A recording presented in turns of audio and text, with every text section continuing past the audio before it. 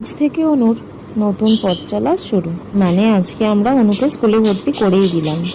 তো একটু মন খারাপও লাগছে, কারণ সারা দিন বকবক করতেই থাকে, কিন্তু ভবিষ্যতের জন্য এটা তো করতেই হবে।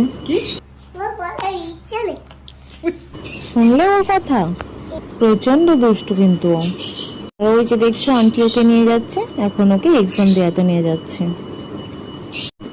যেন আমারই খুব টেনশন হচ্ছে, তবে কে জানে অনু পারবে কি কিছু বলতে। এক্সামে অনু পাস হয়ে গেছে।